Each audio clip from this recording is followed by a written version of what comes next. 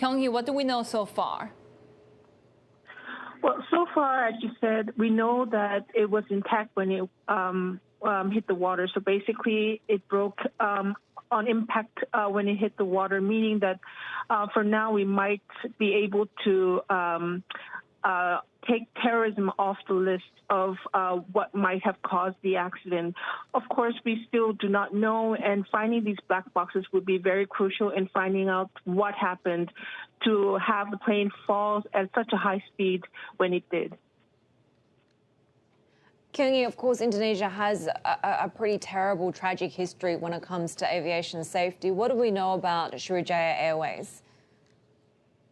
Oh, it's mostly a domestic operator at the moment. It does sort of have some regional flights, but it's really domestic dedicated. And if you look at the age of its fleet, it's quite old for a airline, given that a lot of airlines have actually added a lot of new aircraft in the last few years or so.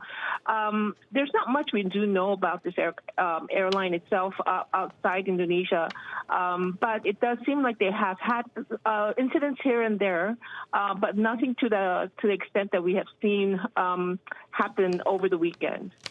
And of course, Kyunghee, this comes at a time when the aviation industry is suffering from the effects of the pandemic, both when it comes to planes still being grounded, there not being enough demand, and pilots also not getting enough opportunities to fly.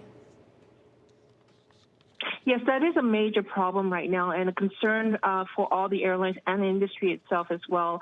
The airlines are doing their best to keep their pilots up to date with keeping their sort of hours that are needed to, continue their certification for flying. But obviously, as you said, given the pandemic, there's very limited flights, especially on the international side.